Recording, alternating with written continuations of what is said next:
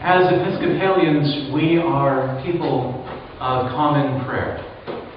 We are people of common prayer. We gather together and we pray. We pray in a variety of ways, but that's who we are. That's what our identity is. For the things that the Episcopal Church does, for the outreach things that happen, for the good work that's happening in Tijuana with orphans and with widows, with the work that's being done in Nicaragua, with the events that are happening in Africa and the way that the church is reaching out to them.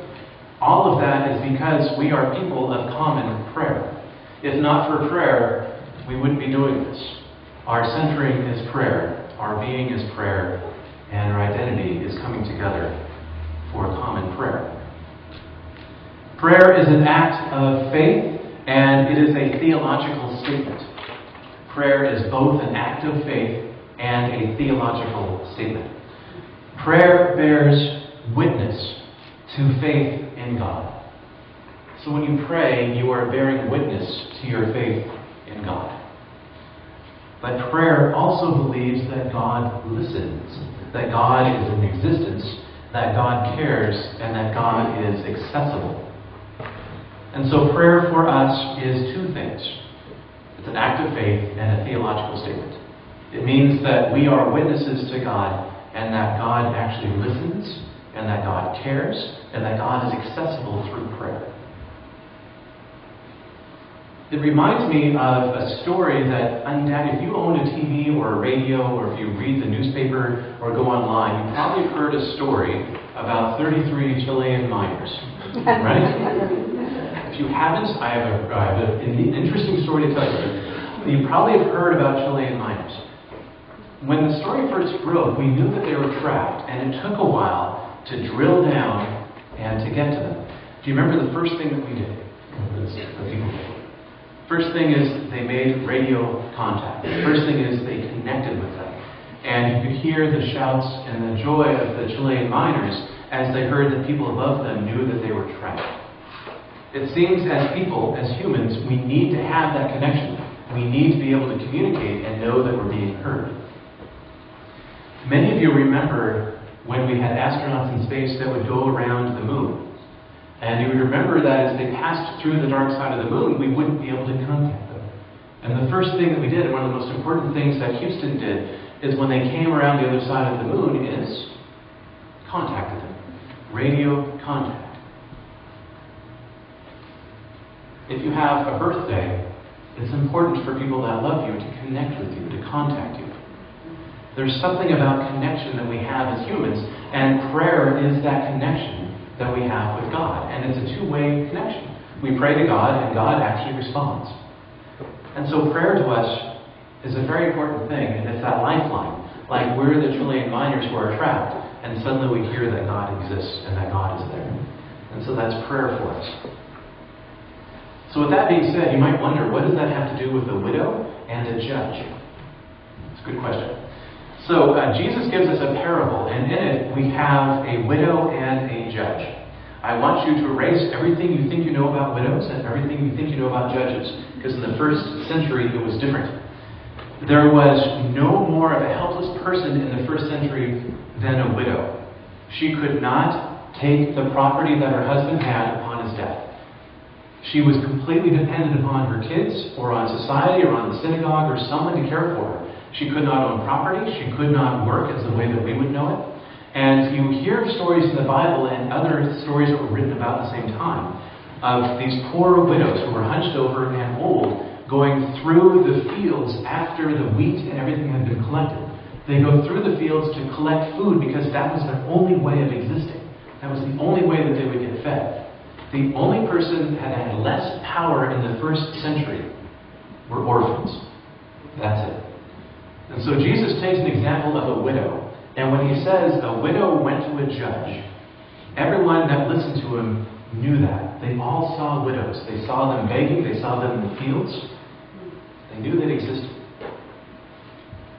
And then a judge. A judge back then had all power. There was no election. There was no recall. There was no Supreme Court. There was no appellate court.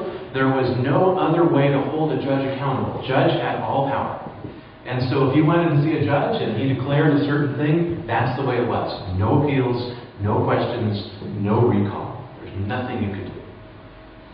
So Jesus draws this very interesting example between a widow, no power, and a judge with all power.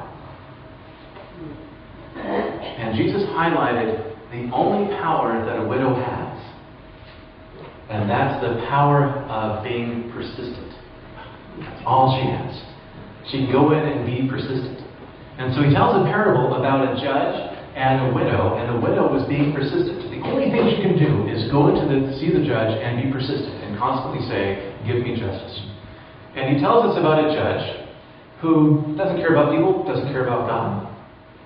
She's a widow. She cannot bribe him. She cannot pay him off for making a good judgment. But because of her persistence, he finally says, the judge finally agrees to do what the woman asks. And then Jesus took that parable and said, now God who loves you, God who created you, will always be with you and protect you.